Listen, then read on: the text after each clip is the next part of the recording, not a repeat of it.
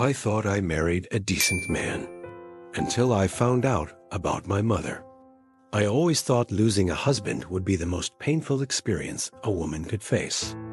But I was wrong, because nothing compares to the moment you find out that the man you married has been sleeping with your own mother. Yes, you heard me right. My husband, my mother.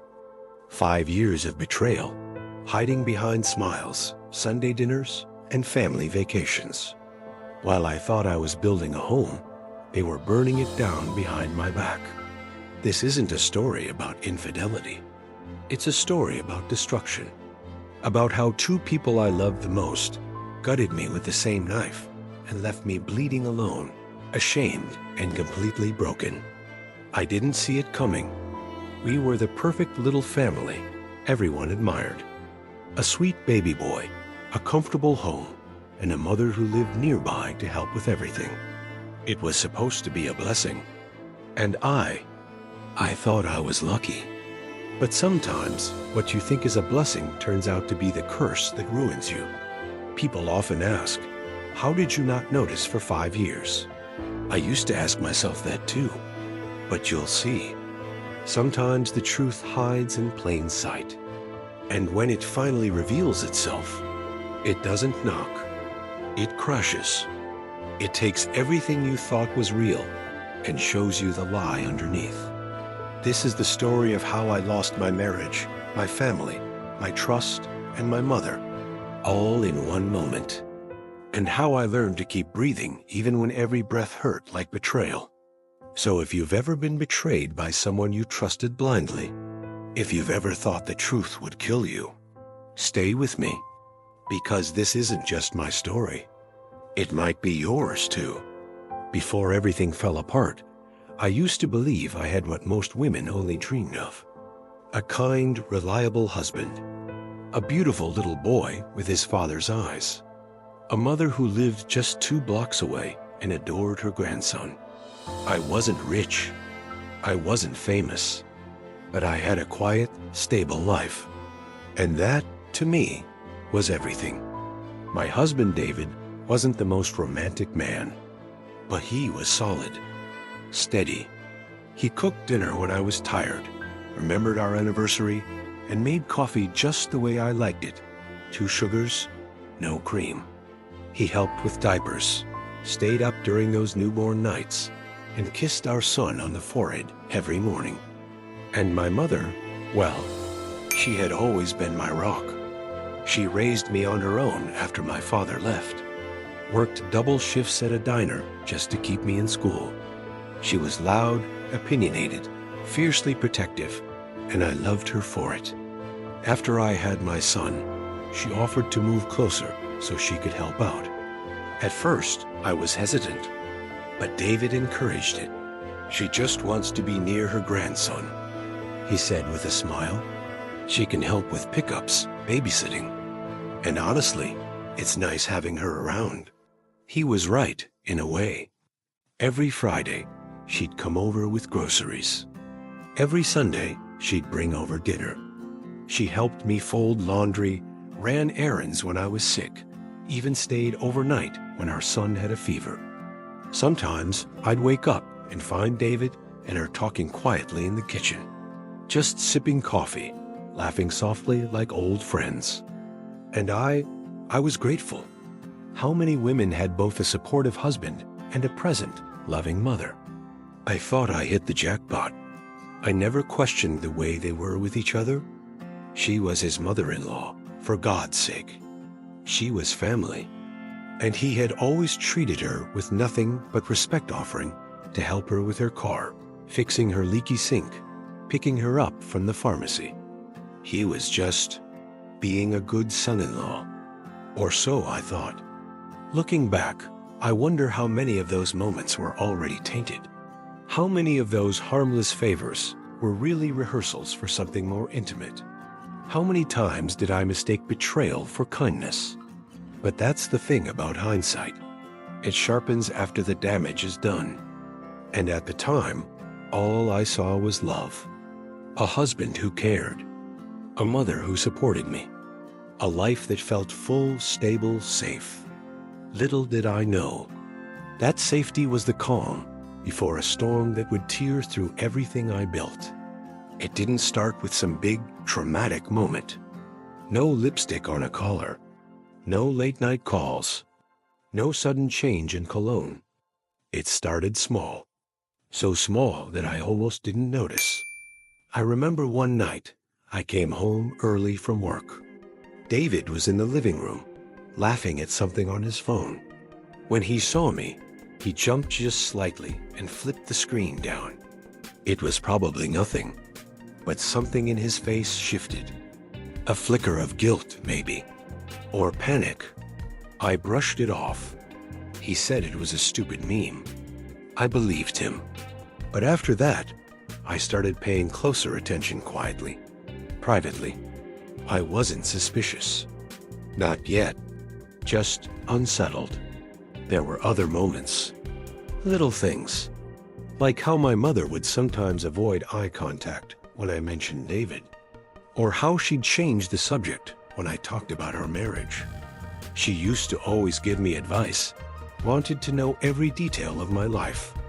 But suddenly, she was distant, withdrawn, almost evasive. One time, I caught them in the kitchen standing a bit too close. Their conversation stopped the second I walked in. David cleared his throat. My mother smiled too quickly. Just talking about the garden, she said, even though neither of them had a green thumb. Another time, I noticed she had a new necklace, one I'd never seen before. It looked expensive, too expensive for her usual budget. She said it was a gift from an old friend. Didn't say more, didn't need to, because I didn't press her. That was the thing. I didn't want to believe it. I didn't want to even think it. What kind of daughter suspects her own mother of that? What kind of wife looks at her husband and sees danger? So I buried it. The unease, the questions, the strange timing of their errands, the way he'd sometimes go out to help her when I was home alone with the baby. He was just being helpful, right? She was just being generous, right? But my gut whispered what my heart refused to hear. And I learned something important during those months. Sometimes, betrayal doesn't knock down your door. It seeps in through the cracks. Quiet, patient, rotting everything from the inside out. And by the time you realize what's happening, it's already too late. It was a Sunday morning. The sun was pouring in through the windows. Our son was napping. David was out running errands. And I was bored, sipping coffee, scrolling my phone when I realized I needed to check a confirmation email for a flight we had booked. David had used his laptop for the reservation. He often left it open on the dining table. No password, no secrets. At least, that's what I thought. I opened it casually. No intentions, no suspicions. Just looking for the airline folder. Instead, my eyes landed on something else. A folder titled Sunday Memories. I don't know why I clicked. It was instinct. A quiet nudge from a voice deep inside me that had been whispering for months. The folder opened, and with it, my world collapsed. Photos. Dozens of them. Some recent. Some from years ago. My husband. My mother. Together. Smiling in hotel rooms. Leaning into each other on some private beach I had never been to. Kissing behind the wheel of his car. One photo even had them. In bed. Sheets half pulled. Her head on his chest. His hand tangled in her hair. I couldn't breathe. My fingers trembled as I scrolled further. And then I saw the emails. Hundreds of them. All archived like some twisted love story he'd been documenting. I clicked on one at random. I still remember your scent from that Sunday in the cabin. It's been 5 years, and I still crave you like it was the first time. 5 years. Another. She never know. We've been careful. And besides, we deserve this. After all we've given. I felt sick. The coffee in my stomach turned to acid. My ears rang. My skin went cold. I scrolled through more. The way you touched me in her guest room. It was dangerous, but God, I needed it. I miss you already. Sunday can't come soon enough. Suddenly everything made sense. The errands, the glances, the silences, the necklace. They weren't careful. They were just protected by my trust, the most foolish shield of all. I sat there frozen, laptop still open, screen glowing like a doorway into hell. Outside, birds chirped. The world kept turning. But inside me, everything stopped. I wanted to scream, to throw the laptop across the room, to tear every picture off the wall and burn it. But I didn't. I just sat there. Because when betrayal comes from the two people you loved the most, it doesn't explode. It paralyzes. And in that moment, I realized something even worse than the affair itself. They had built something real. They weren't just sneaking around. They had loved each other while I sat between them, blind and smiling. I didn't confront them right away. Not that day. Not even the next. I packed a small bag for my son. Told David I needed a few days at my sister's to clear my head. He didn't ask questions. Just nodded, kissed me on the cheek, and said, "Take all the time you need." The audacity. I didn't cry. Not then. I couldn't. Grief has a strange way of arriving. For me, it wasn't loud. It was hollow. Like walking through a house that used to be filled with warmth, now cold, empty, echoing with lies. 3 days later, I asked my mother to meet me. A coffee shop. Public. Neutral ground. She showed up wearing that same necklace, the one he probably bought her. She smiled like nothing was wrong. I didn't waste time. I know everything. The smile cracked, then vanished. She didn't deny it, didn't flinch. She just sat there, staring at her hands. How long? I asked. Her voice was barely a whisper. Since you were pregnant. With Noah. My heart splintered again. She continued. It wasn't supposed to happen. It was a mistake. At first. But then it turned into something else. Something real. Something real. That's what she called it. I couldn't believe what I was hearing. My mother talking about my husband like he was hers. You stole from me, I said. My family. My safety. My entire life. Tears welled up in her eyes. But I didn't care. I loved you, she said. You're my daughter. But I couldn't stop how I felt. I stood up. That was the last time I ever spoke to her. When I got home, David was waiting in the kitchen. He looked pale nervous. I talked to her, I said flatly. She told me everything. He didn't lie, didn't beg. He just looked defeated. I didn't mean to fall in love with her, he said. But it happened. And I didn't know how to undo it. Undo it? Like this was some accidental knot? Not 5 years of deception? I took our son and left that night. No shouting. No drama. Just silence. 2 days later, I filed for divorce. Blocked my mother's number. Changed daycare. Started sleeping with the lights on. My father-in-law had a mild stroke when the news broke. David's family was shattered. Mine wasn't any better. Relatives called me, begging for answers. Some didn't believe me. Others were too shocked to speak. But I didn't owe anyone a story. Not anymore. Because this story, this nightmare, was mine to survive. I went from having a mother and a husband to having neither. And somehow, that was still better than living a lie. After I left, the world didn't stop. The sun still rose. Bills still came. My son still needed breakfast every morning and lullabies every night. But I was gone.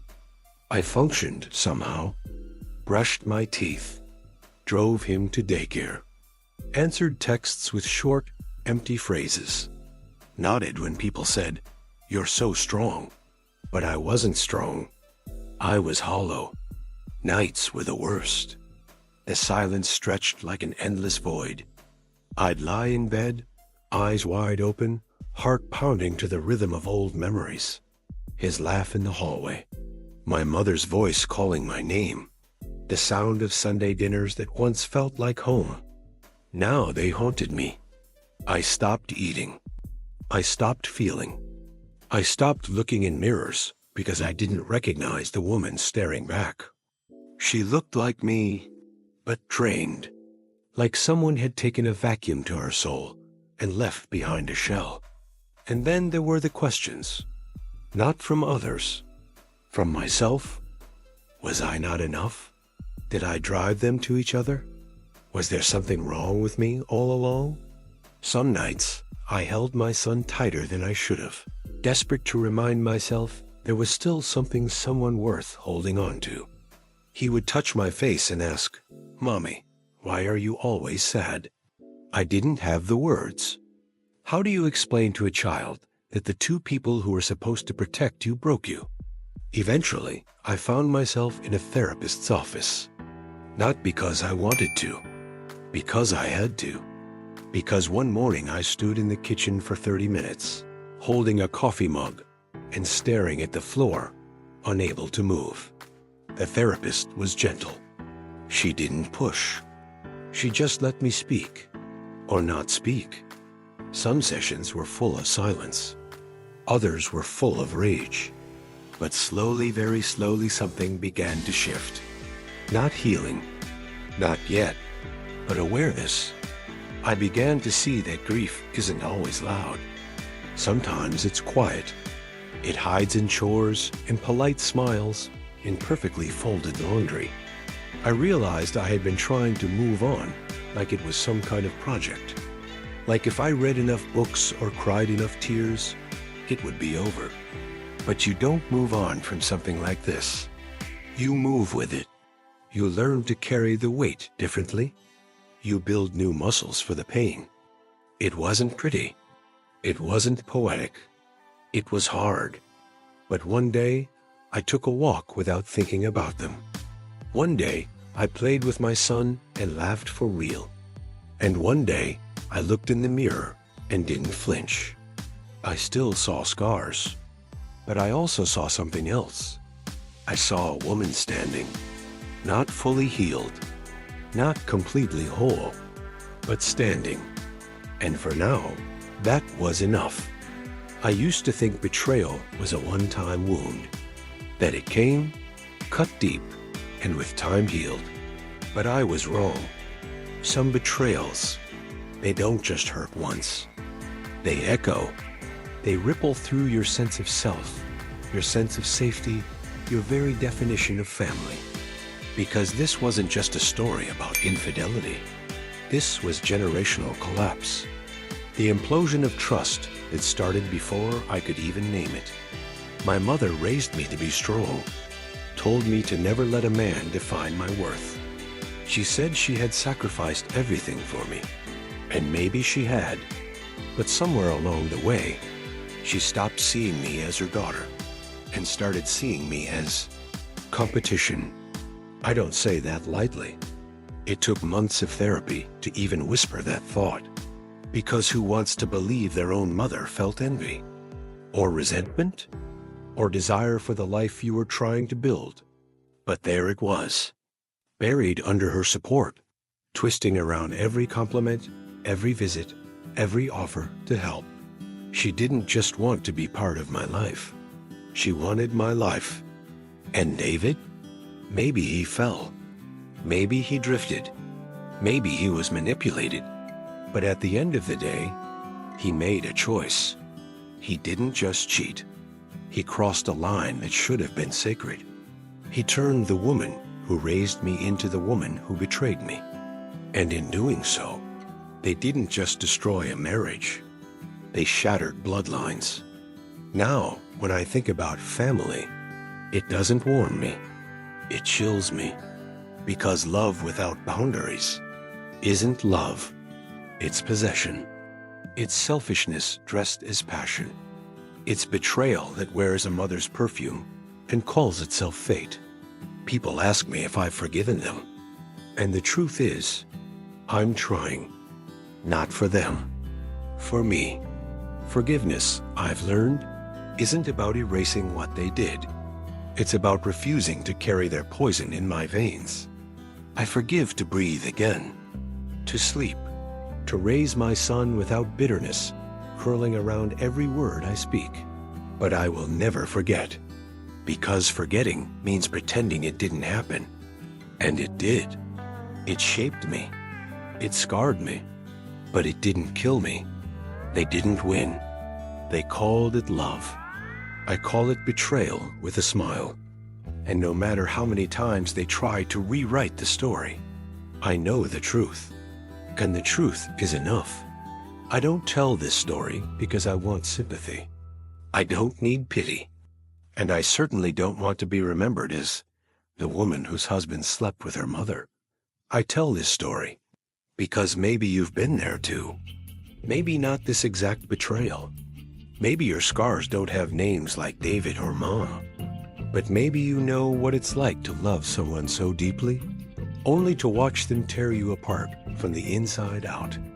To be gaslit, to doubt your own memories, to carry a weight that no one else sees, and to wake up one day realizing you've been living a life built on lies. I see you. I hear you. And no, you're not weak for staying as long as you did. You're not naive. You're not stupid. You were loving. You were trusting. You were human. And sometimes, the most painful part of betrayal isn't the act itself. It's the silence that follows. The quiet corners of your mind where shame likes to grow. The questions that keep you up at night. Was I not enough? Did I deserve this? Let me tell you, you were always enough. Their betrayal says everything about them and nothing about you. It took me months, no, years to understand that healing doesn't mean forgetting. It means reclaiming your story, not as a victim, but as a survivor. I still carry the hurt. I still flinch at the word family. But I also carry peace now, because I walked away. And that's the thing no one talks about enough. Sometimes the most powerful act of love is walking away from the people who say they love you, but keep hurting you, not to punish them, not to get revenge, but to protect your soul, to protect your future. If this story reached you, if something in my words made you feel seen, then please leave a comment. Tell your truth. Share what you've survived. And if you're still in the middle of it, still holding your breath, still doubting your instincts, know this. The moment you choose yourself, the healing begins. It doesn't happen overnight. It's not linear. But every time you say, I deserve better, you plant a seed. One day, that seed becomes freedom. And freedom doesn't always look like fireworks. Sometimes it looks like quiet peace, like sleeping through the night, like breathing without heaviness. You'll get there, I promise. Until then, take your time, speak your truth, and never, ever let anyone make you feel small for surviving the storm. If this story touched something deep inside you, if you've ever been shattered by someone you trusted, you're not alone. And if you're still standing, you've already won.